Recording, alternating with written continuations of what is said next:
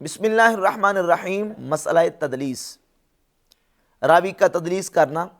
اور روایت کا مدلس ہونا۔ مرزا جلمی نے اس مسئلہ تدلیس کو بیان کرتے ہوئے بھی کئی ایک جہالتوں کا ارتکاب کیا ہے۔ مرزا جلمی کے بلائنڈ فالورز وہ یہ سمجھتے ہیں کہ پتہ نہیں مرزا جلمی علم حدیث اور اصول حدیث بیان کرتے ہوئے کون سے تیر مارتا ہے، اور خود بھی دعویٰ کرتا ہے کہ اگر امام مسلم رحمۃ اللہ علیہ اس دور میں ہوتے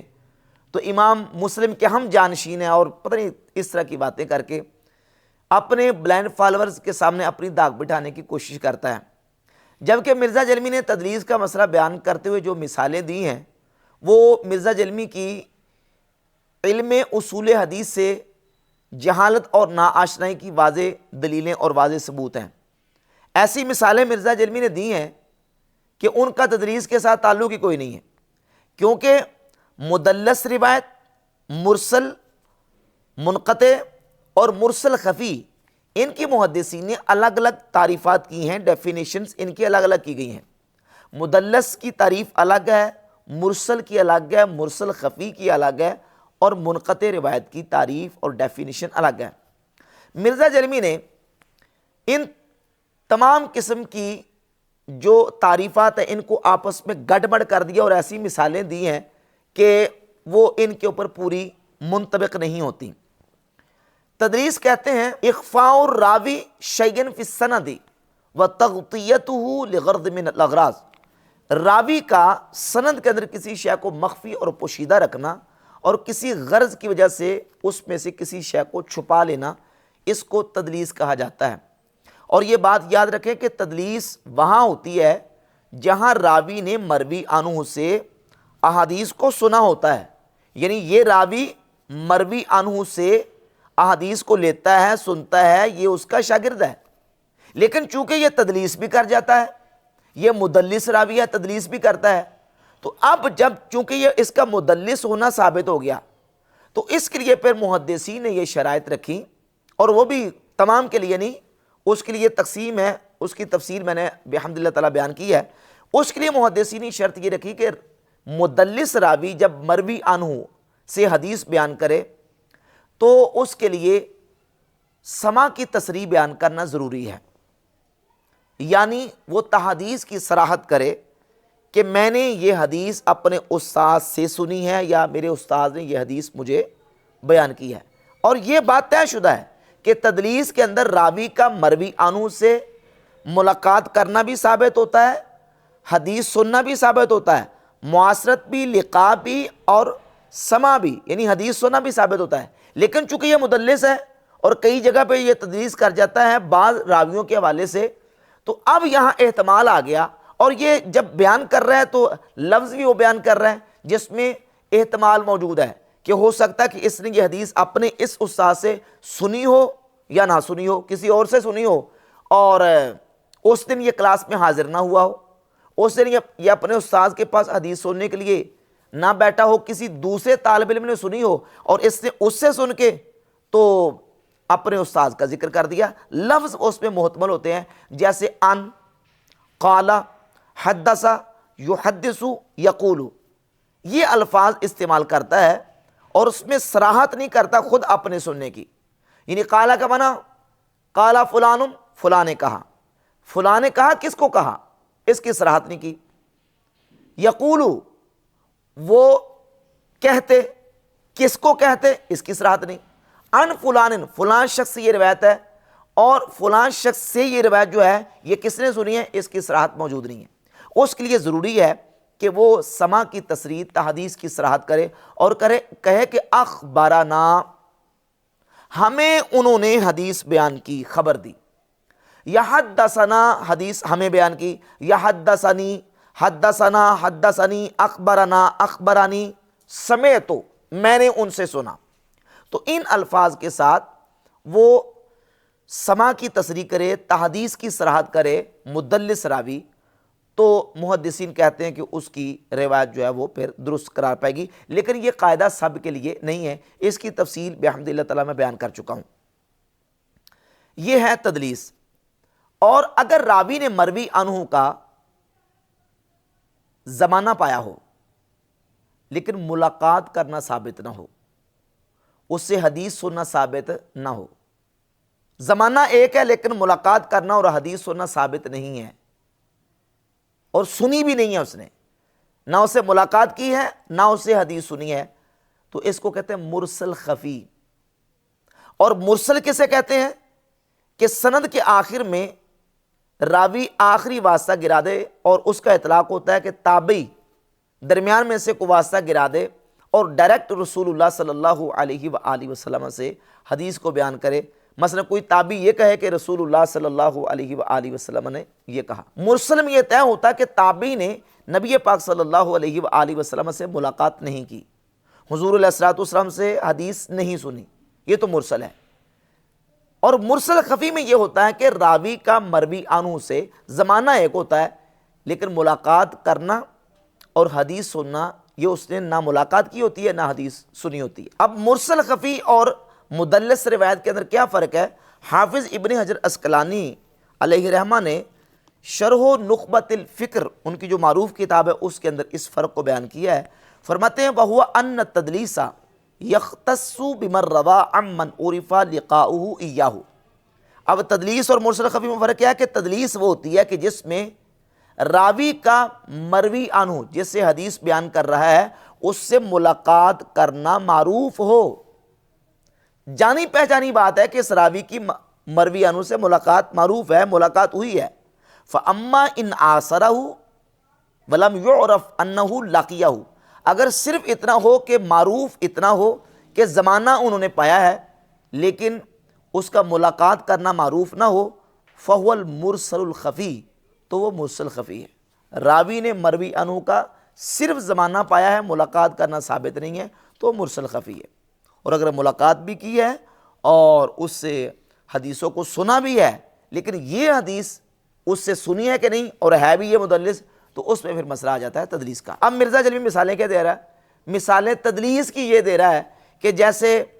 میں کسی کے سامنے یہ بیان کروں کہ محمد علی جناح نے یہ بیان کیا۔ اب اس کو مثال سے سمجھے، اگر میں کہوں کہ جی میں بیان کروں آپ سے کہ جی محمد علی جناح نے فلاں جلسے میں یہ تقریر کی، آپ جب اس کو بیان کریں گے تو آپ کہیں گے کہ ہمیں علی نے خبر دی اور اس نے یہ بات بتائی۔ اب یہ روایت تو پوری میں نے بیان نہیں کی کیونکہ میں تو محمد علی جناح کے زمانے میں زندہ ہی نہیں تھا، وہ فوت ہو گئے 48 میں پیدا ہوا 77 میں، تو مجھے بیچ میں راوی بتانا پڑے گا۔ ان کہہ کے تو ہم سارے ہی روایت تدلیس ہم سارے ہی کر رہے ہوتے ہیں۔ اب سوال یہ پیدا ہوتا ہے کہ مرزا جلمی یہ کہے کہ محمد علی جناح نے یہ بیان کیا، یہ تدلیس کی مثال ہے؟ یہ تدلیس کی مثال ہی نہیں ہے۔ محمد علی مرزا جلمی نے محمد علی جناح کا نہ تو زمانہ پایا نہ ملاقات کی، کچھ بھی ثابت نہیں ہے، تو یہ تدلیس کی مثال کیسے آ گئی؟ پھر دوسری مثال تدلیس کا مسئلہ بیان کرتے اس نے یہ کہی ہے کہ امام بخاری رحمۃ اللہ علیہ امام احمد بن حنبل سے بیان کریں اور احمد بن حنبل امام شافعی سے حدیث بیان کر رہے ہیں، لیکن امام بخاری احمد بن حنبل کا واسطہ چھوڑ دیتے ہیں اور ڈائریکٹ کہتے ہیں ان الشافعی ہے۔ تدلیس یہ ہوتی ہے کہ کوئی محدث حدیث بیان کرتے ہوئے اپنے استاد کے نام کو چھپا لے اور ڈائریکٹلی اس استاد کا نام لے کہ جس سے حدیث اس کے استاد نے لی ہوتی ہے۔ مثال کے طور پر امام بخاری رحمۃ اللہ علیہ نے احمد بن حنبل سے حدیث سنی ہے اور احمد بن حنبل نے سنی ہے امام شافعی سے۔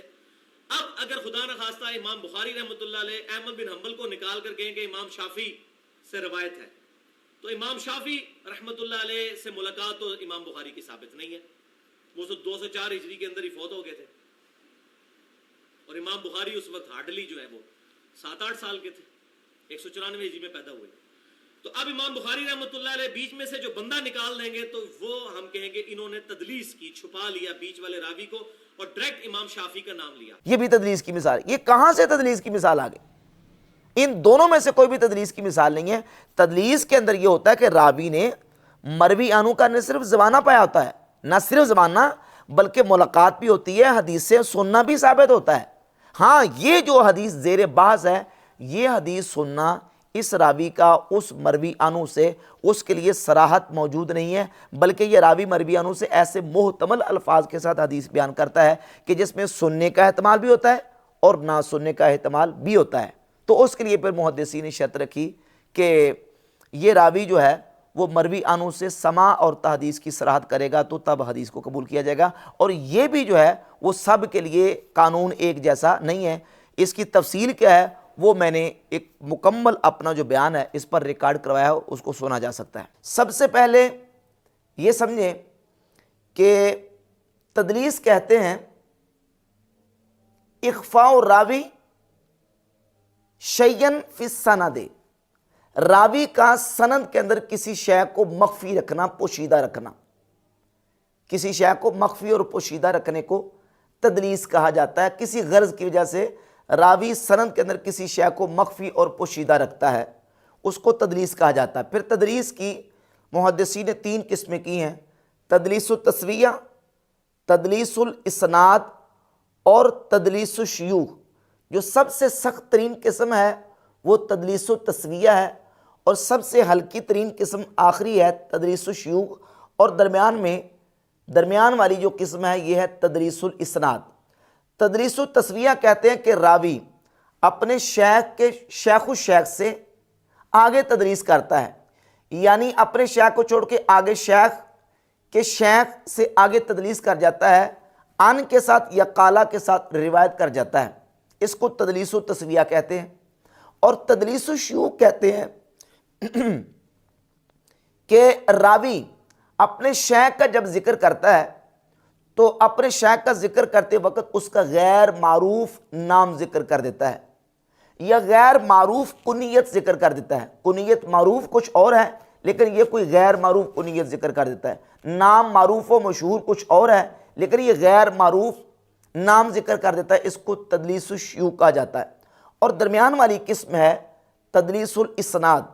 کہ جس میں راوی اپنے استاد سے تدلیس کرتا ہے، یعنی راوی اپنے اس استاد سے جس سے احادیث سنی ہوتی ہیں ایسی حدیث بیان کرتا ہے جو اس سے نہیں سنی ہوتی، ایسے الفاظ کے ساتھ بیان کرتا ہے کہ جس سے سننے کا وہم پیدا ہوتا ہے، یعنی قالا یا عن کے ساتھ ذکر کرتا ہے، اس کو تدلیس الاسناد کہتے ہیں۔ تدلیس التسویہ یہ کرنے والے کون کون سے راوی ہیں؟ ان میں سے 2 معروف راوی ہیں جو تدلیس التسویہ کرتے ہیں، بقیہ بن ولید اور ولید بن مسلم۔ اور سب سے ہلکی ترین جو تدلیس کی قسم ہے وہ ہے تدلیس الشیوخ۔ اس تدلیس الشیوخ کی جو نسبت ہے محدثین نے بڑے بڑے اجلہ ائمہ اور بڑے بڑے اکابر محدثین کی طرف کی ہے، جن میں سے امام بخاری رحمۃ اللہ تعالیٰ کی طرف بھی تدلیس الشیوخ کی نسبت کی گئی ہے۔ امام ذہبی نے اپنی کتاب سیر اعلام النبلاء میں جلد نمبر 10 کے صفحہ نمبر 82 پہ 82 پہ امام بخاری رحمۃ اللہ کے شیوخ کے طبقات بیان کی ہیں کہ امام بخاری کن کن شیوخ سے احادیث لاتے ہیں۔ طبقہ خامسہ کے اندر امام بخاری کے شیخ ہے محمد بن یحییٰ الزہلی، ان کا جب امام ذہبی نے ذکر کیا تو لکھا ہوا محمد بن یحییٰ الزہلی الذی روی عنہ الکثیر ویدلسہ۔ یہ 5ویں طبقے میں امام بخاری کے شیخ محمد بن یحییٰ الزہلی آتے ہیں، اور امام بخاری نے ان سے کثیر احادیث روایت کی ہیں، ویدلسہ، اور امام بخاری رحمۃ اللہ علیہ ان سے تدلیس کرتے ہیں۔ ایک حوالہ یہ۔ اور امام ذہبی اپنی دوسری کتاب میزان الاعتدال کی جلد نمبر 4 صفحہ نمبر اس کا 122 ہے، ایک جگہ پہ امام بخاری رحمۃ اللہ کی تدلیس الشیوخ کے حوالے سے امام ذہبی ذکر کرتے ہوئے لکھتے ہیں، قلت، میں کہتا ہوں، وقد روی عنہ البخاری فی الصحیح علی الصحیح، امام بخاری نے اپنے ایک شیخ سے روایت کی ہے صحیح بخاری میں، ولکنہ یدلسہ، لیکن امام بخاری رحمۃ اللہ نے ان سے تدلیس کی ہے، فیقول حدثنا عبداللہ ولا ینسبہ وہو ہوا، یہ کہا کہ حدثنا عبداللہ، اور ان کی آگے نسبت بیان نہیں کی کہ کون سے عبداللہ، وہو ہوا، اور وہ وہی ہیں امام بخاری رحمۃ اللہ کے استاذ عبداللہ بن صالح، لیکن امام بخاری رحمۃ اللہ نے ان کی آگے کوئی نسبت بیان نہیں کی کہ یہ کون سے ہیں۔ صحیح بخاری کے اندر 5739 نمبر حدیث ہے، امام بخاری رحمۃ اللہ حدیث بیان کرتے ہیں، حدثنی محمد بن خالد، ہمیں محمد بن خالد نے یہ حدیث بیان کی۔ یہ محمد بن خالد کون ہے؟ شارحین حدیث نے جب اس راوی کو تلاش کیا تو بعد میں معلوم ہوا کہ یہ محمد بن خالد امام بخاری کے استاذ ہیں، اصل میں جن کا نام ہے محمد بن یحییٰ، محمد بن یحییٰ بن عبداللہ بن خالد، محمد بن یحییٰ بن عبداللہ بن خالد الزہلی امام بخاری رحمۃ اللہ کے استاذ ہیں۔ امام بخاری نے ان کا نام جب ذکر کیا تو 5739 نمبر حدیث میں ان کا نام ذکر کیا، محمد بن خالد۔ تو ان سے امام بخاری رحمۃ اللہ علیہ نے تدلیس الشیوخ کیا، جس کا ذکر امام ابن حجر عسقلانی رحمۃ اللہ علیہ نے مقدمہ ابن صلاح کے اوپر جو نکت لکھی ہے اس کے اندر بھی کیا۔ امام ذہبی نے میزان الاعتدال کے اندر ایک راوی کے حوالے سے ذکر کیا، اور سیر و اعلام النبلاء کے اندر امام ذہبی نے امام بخاری رحمۃ اللہ کے حوالے سے تدلیس کی نسبت کی ہے۔ اسی طرح یہ فتح المغیث ہے، امام سخاوی کی کتاب، جلد نمبر 2 صفحہ نمبر 24 پہ امام مسلم رحمۃ اللہ کی طرف تدلیس کی نسبت کی گئی۔ لکھتے ہیں ثم ان ابن مندہ نسب مسلما لذالک ایضا، پھر ابن مندہ نے امام مسلم کی طرف اس کی نسبت کی ہے۔ فزعم انه كان يقول فيما لم يسمعه من مشائخه قال لنا فلان وهو تدلیس۔ امام مسلم رحمۃ اللہ اپنے بعض مشائخ سے احادیث بیان کرتے ہیں فلان کہہ کے، اور وہ حدیث انہوں نے اپنے شیوخ سے سنی نہیں ہوتی، وہ تدلیس۔ امام سخاوی کہتے ہیں کہ یہ تدلیس ہے۔ تو امام بخاری رحمۃ اللہ کی طرف بھی اور امام مسلم کی طرف بھی تدلیس الشیوخ کی نسبت کی گئی ہے۔ حتیٰ کہ بعض محدثین نے صحابہ کرام رضی اللہ تعالی عنہم کی طرف تدلیس کی نسبت کی، جیسے کہ امام ذہبی اپنی کتاب سیر و اعلام النبلاء کی جلد نمبر 4 صفحہ نمبر 174 پہ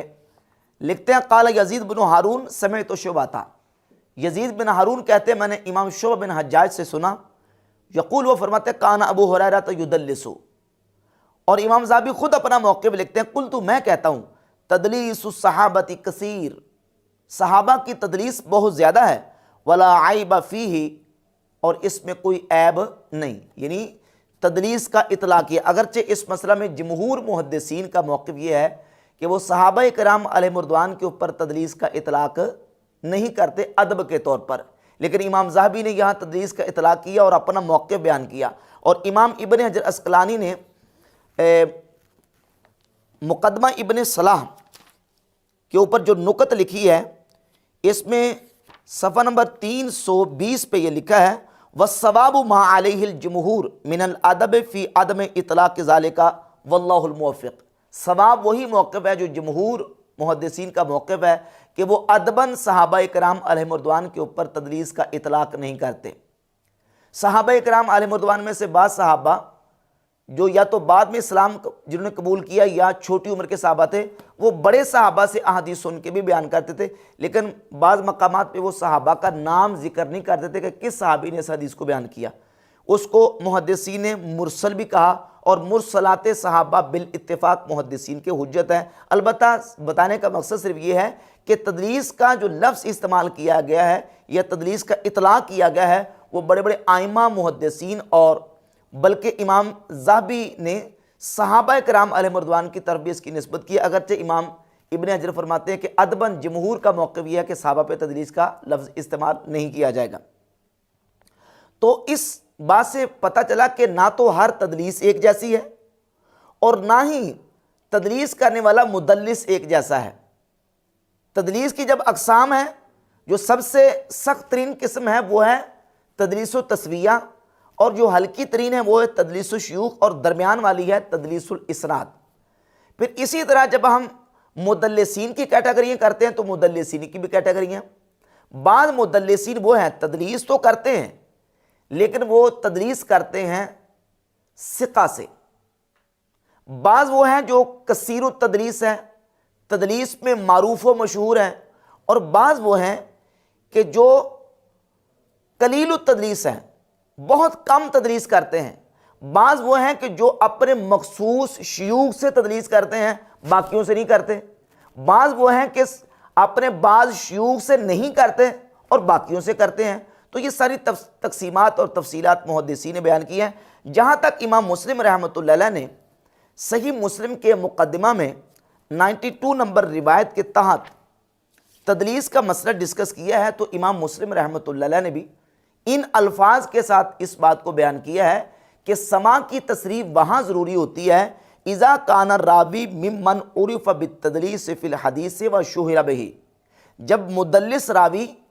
تدلیس میں مشہور و معروف ہو، یعنی مشہور بالتدلیس ہو، معروف بالتدلیس ہو، معروف اور مشہور کو یہ تدلیس کرتا ہے، اس کی تدلیس جو ہے وہ معروف و مشہور ہو، تو فرماتے ہیں وہاں پھر محدثین بحث کرتے ہیں کہ سماع کی تصریح ملنی چاہیے۔ کس کے لیے؟ جو تدلیس میں معروف و مشہور ہو، سماع کی تصریح کا تقاضا اور مطالبہ وہاں ہوتا ہے۔ جو معروف نہیں ہے، بہت قلیل التدلیس ہے، اس کے لیے محدثین سماع کی تصریح کا تقاضا نہیں کرتے۔ امام مسلم رحمۃ اللہ علیہ نے اسی بات کو بیان کیا، اور امام علی بن مدینی امام بخاری کے استاذ کا قول خطیب بغدادی نے الکفایہ فی علم روایہ کے صفحہ 315 پہ ذکر کیا۔ امام علی بن مدینی کہتے ہیں اذا کان الغالب علیہ تدلیس فلا حتی یقول حدثنا، جب کسی راوی کے اوپر تدلیس غالب ہو، یعنی وہ اکثر اوقات کثرت کے ساتھ تدلیس کرتا ہے، بہت کثیر التدلیس ہے، تو پھر اس کے لیے ضروری ہے کہ وہ حدثنا کی صراحت کرے، یعنی تحدیث کی صراحت کرے گا تو تب اس کی روایت کو قبول کریں گے، اور اگر تحدیث کی صراحت نہیں ہے تو پھر روایت کو قبول نہیں کریں گے۔ یہ اصول امام مسلم کا اور امام علی بن مدینی کا کہ وہ معروف بالتدلیس ہو، مشہور بالتدلیس ہو یا کثیر التدلیس ہو تو پھر اس کے لیے حدثنا جو ہے وہ اس کی صراحت ضروری ہے، ورنہ وہ ان اور قالا کے ساتھ بھی حدیث بیان کرے تو اس کی حدیث مقبول ہے۔ اور مدلسین کی ایک کیٹیگری وہ ہے کہ جو تدلیس تو کرتے ہیں لیکن صرف وہ ثقہ سے تدلیس کرتے ہیں، ضعیف سے تدلیس نہیں کرتے، جیسے کہ امام سفیان بن عیینہ رحمہ اللہ،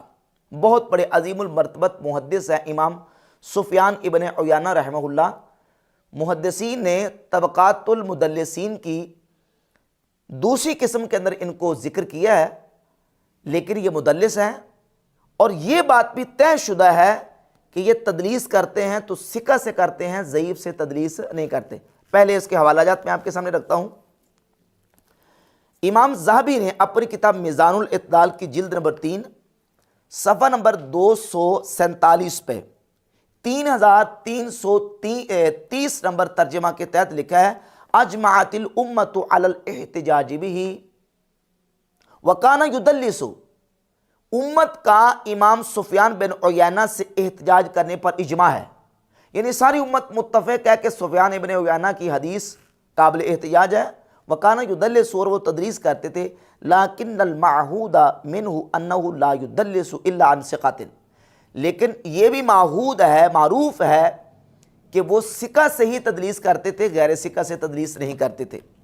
یہ ہے امام ابو زرہ عراقی المتوفیٰ 846 ہجری کی کتاب کتاب المدلسین، صفحہ نمبر اس کا 53 ہے،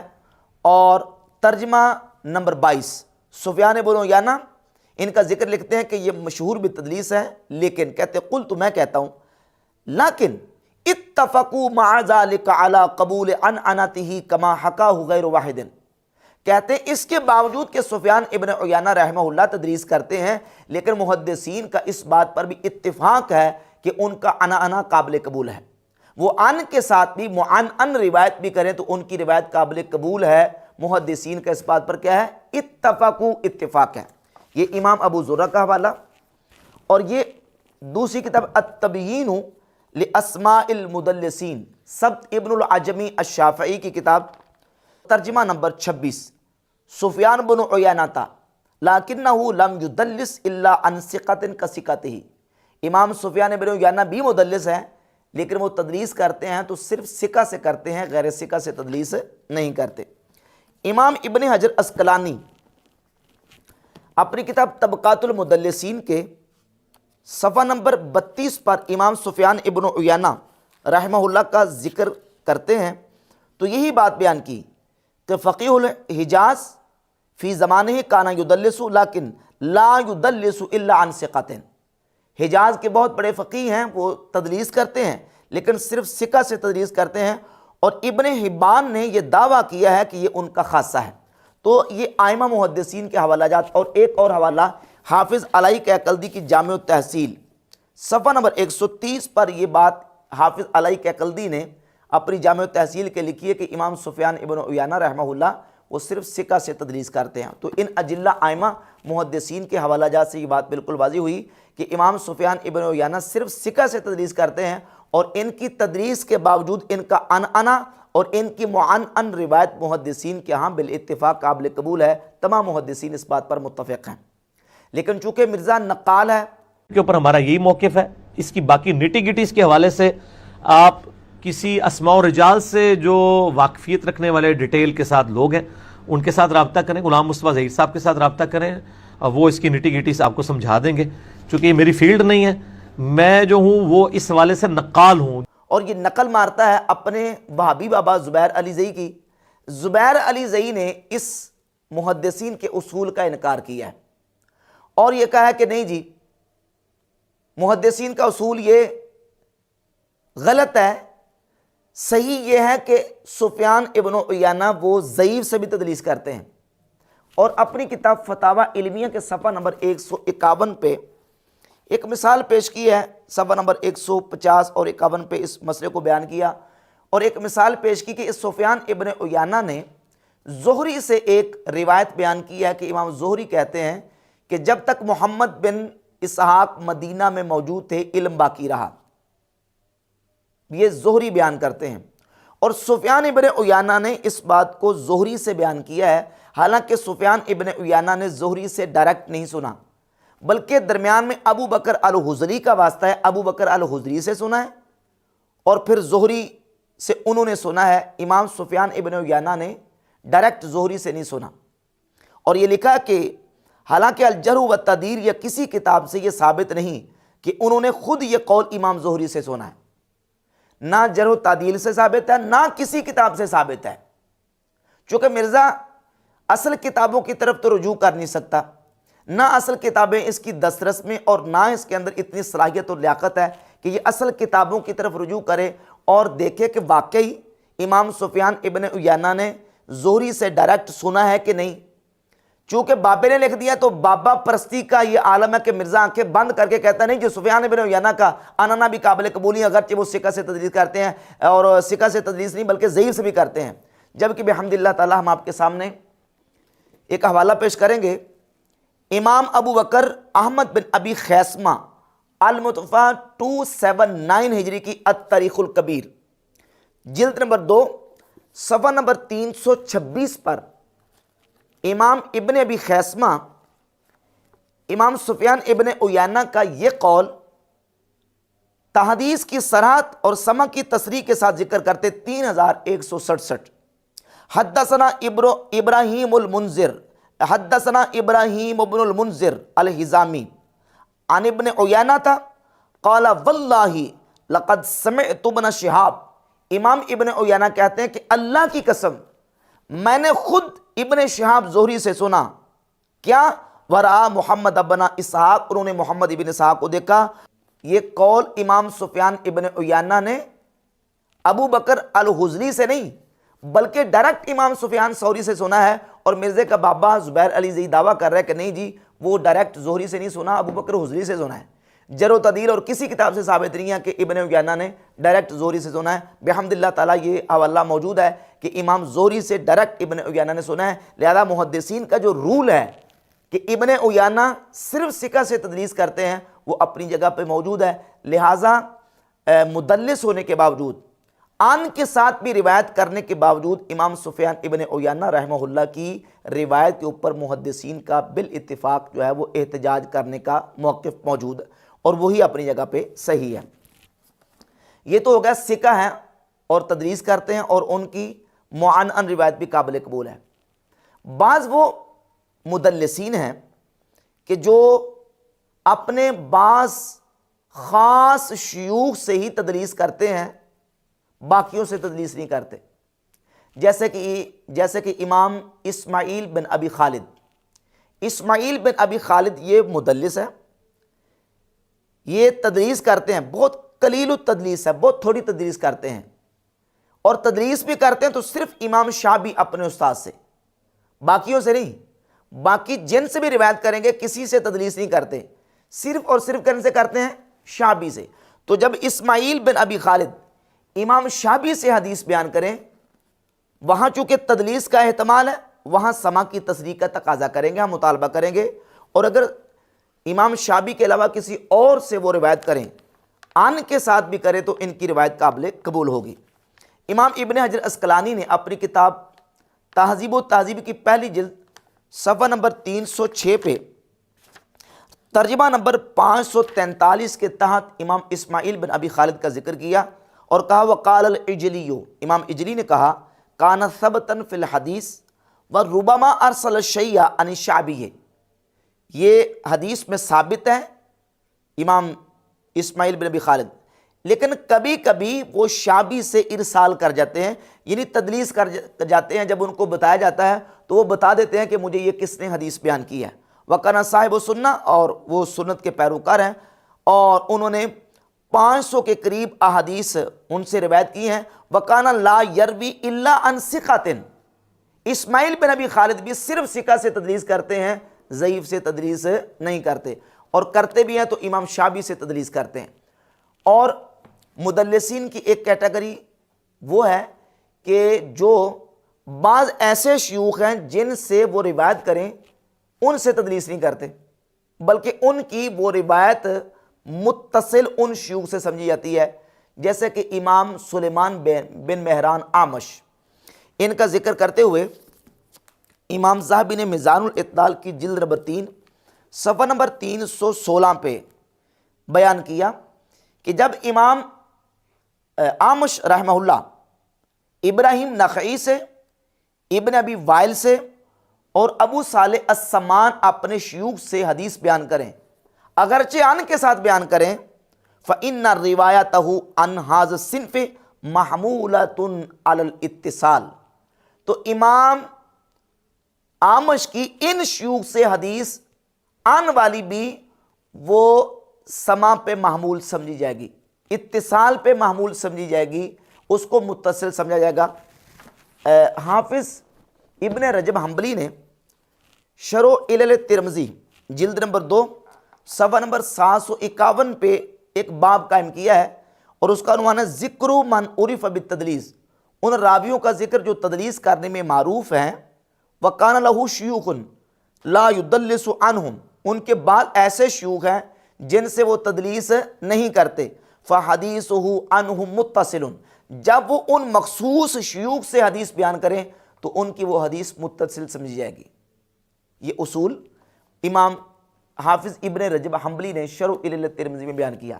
امام سفیان بن عیینہ صرف ثقہ سے تدلیس کرتے ہیں، ان کی معنن اور ان والی روایت بالاتفاق محدثین قابل قبول۔ اسماعیل بن ابی خالد صرف شعبی سے کرتے ہیں، باقیوں سے نہیں کرتے۔ اعمش جب حدیث بیان کریں، ابو صالح سمان، ابن ابی وائل اور ابراہیم نخعی رحمہ اللہ، ان سے جب حدیث بیان کریں تو ان کی حدیث جو ہے وہ متصل سمجھی جاتی ہے۔ اسی طرح امام شعبہ بن حجاج رحمہ اللہ کا ایک قول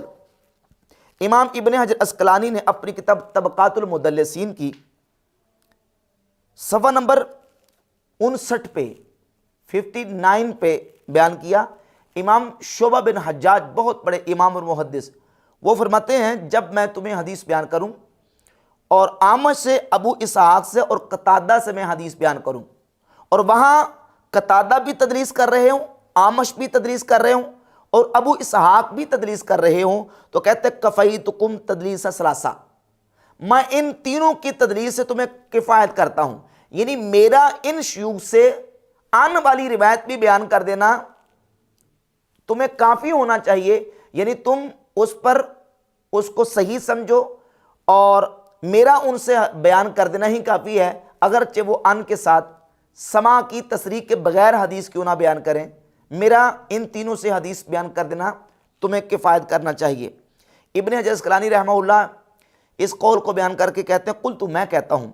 فَهَذِهِ قَاعِدَةٌ جَيِّدَةٌ فِي أَحَادِيثِ هَؤُلَاءِ الثَّلَاثَةِ، ان تینوں کی حدیث کے بیان میں یہ ایک جید قاعدہ ہے، انہا اذا جاءت من طریق شعبہ دلت علی السماع، کہ جب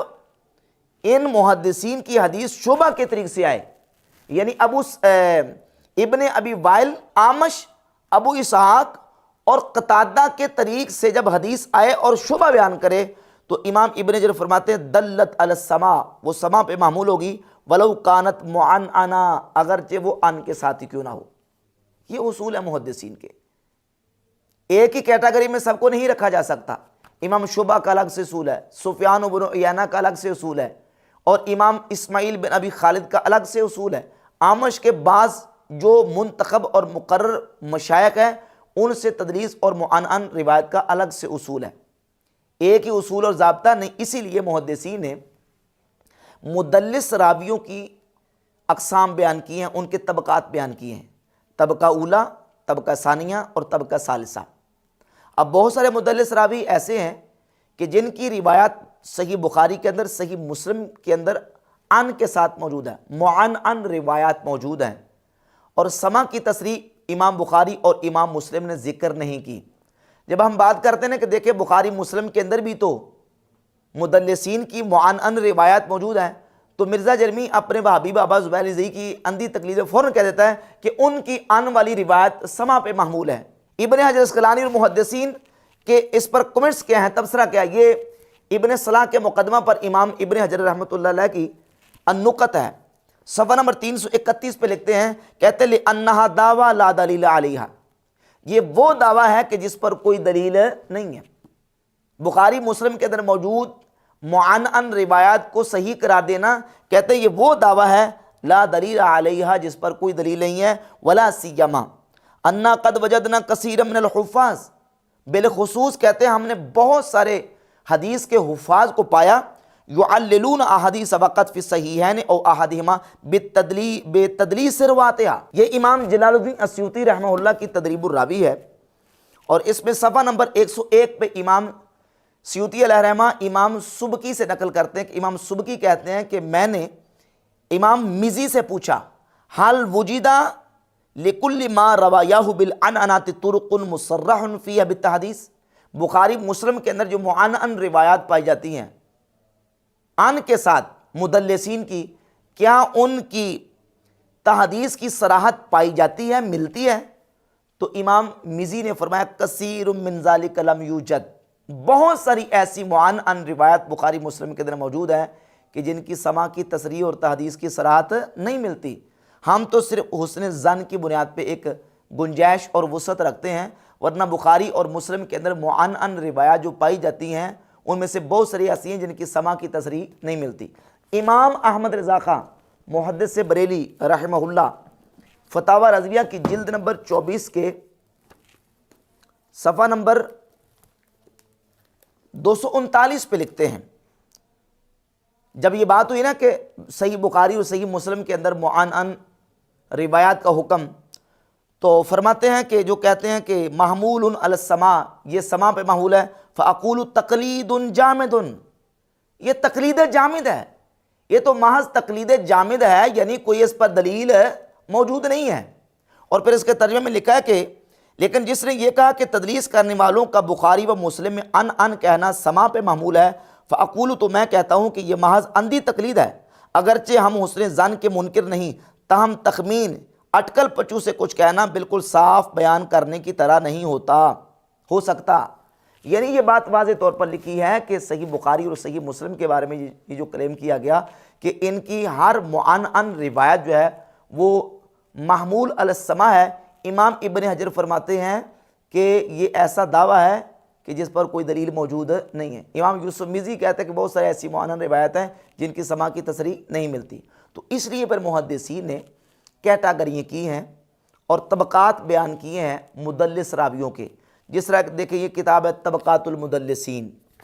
یہ کتاب ہے امام سبت ابن العجمی کی التبیین لاسماء المدلسین، یہ امام عراقی کی کتاب ہے کتاب المدلسین، یہ امام حافظ علی کلدی کی کتاب ہے جامع التحصیل۔ ان کتابوں کے اندر محدثین نے طبقات بیان کیے ہیں مدلسین کے، کہ کون سا مدلس طبقہ اولا کا ہے، کون سا ثانیہ کا، کون سا ثالثہ کا۔ تو جو طبقہ اولا اور طبقہ ثانیہ کے مدلسین ہیں ان کی روایات کو محدثین نے ان کے ساتھ بھی معنعن روایات کو بھی قبول کیا ہے اور سما کی تصریح کا مطالبہ نہیں کیا۔ حافظ ابن حجر طبقات المدلسین کے صفحہ 13 پہ لکھتے ہیں، من احتمل الائمۃ تدلیسہ ہو، دوسرا طبقہ وہ ہے کہ جن کی تدلیس کو آئمہ نے برداشت کیا ہے، وَأَخْرَجُوا لَهُ فِي الصَّحِيحِ لِإِمَامَتِهِ وَقِلَّةِ تَدْلِيسِهِ، آئمہ نے ان کی احادیث کو صحیح کے اندر ذکر کیا ہے ان کی امامت کی وجہ سے اور ان کے تدلیس کے بہت تھوڑا ہونے کی وجہ سے، فی جنب ما رویہ کالثوری او کان لا یدلس الا عن ثقۃ کابن عیینہ، یعنی اگر نسبت کو دیکھیں کہ انہوں نے کتنی روایات کی ہیں اور کتنی روایات کے اندر ان کی سماع کی تحدیث کی صراحت موجود ہے اور کتنی کی روایات ہیں جن کے اندر انہوں نے تحدیث کی صراحت نہیں کی، تو وہ بہت تھوڑی ہیں۔ قلت تدلیس کی وجہ سے ان کی روایات کی نسبت سے جب دیکھتے ہیں تو محدثین نے ان کی جو ہے نا وہ مدلس روایات کو جو معنعن ہے ان کو بھی قبول کیا ہے، یا یہ ہے کہ وہ تدلیس تو کرتے ہیں الا عن ثقۃ کابن عیینہ، وہ صرف ثقہ سے تدلیس کرتے ہیں جیسے کہ امام ابن عیینہ رحمہ اللہ۔ تو یہ طبقہ اولا اور طبقہ ثانیہ کے جو مدلسین ہیں، امام بخاری نے اور امام مسلم نے بھی ان کی روایات کو عن کے ساتھ سماع کی تصریح کے بغیر صحیح بخاری اور صحیح مسلم کے اندر ذکر کیا ہے، اور امام مسلم رحمۃ اللہ علیہ نے جہاں تدلیس کا مسئلہ بیان کیا ہے اور راوی کا مروی عنہ سے صرف لقاء اور سماع ممکن ہو تو اس کی عن والی روایت کو قبول کرنے کا مسئلہ بیان کیا، وہاں تقریباً 10 کے قریب انہوں نے مثالیں پیش کی ہیں۔ جہاں انہوں نے مثالیں پیش کی ہیں نا، وہاں انہوں نے جو مثال پیش کی وہ بھی ابن عیینہ کی عن والی روایت امام مسلم رحمۃ اللہ لے کے ہیں، وَرَوَى ابْنُ عَيْنَةَ وَغَيْرُهُ عن عمرو بن دینار عن جابر، صفحہ 22 ہے 92 نمبر روایت کے تحت، یہاں بھی ابن عیینہ کی عن والی روایت جو ہے امام مسلم رحمہ اللہ نے ذکر کی ہے۔ تو بحمد اللہ تعالیٰ یہ تمام تر تفصیلات بتاتی ہیں کہ نہ تو تدلیس کی تینوں قسموں کا حکم ایک ہے اور نہ ہی ہر مدلس کو ایک کیٹیگری میں رکھا جا سکتا ہے اور نہ ہی تمام قسم کے مدلسین کا حکم ایک ہے، بلکہ جو علماء نے تفصیلات بیان کی ہیں ہم ان تفصیلات کے ساتھ مدلسین کی کیٹیگریاں کر کے ان مدلسین کی روایات کا حکم بیان کرتے ہیں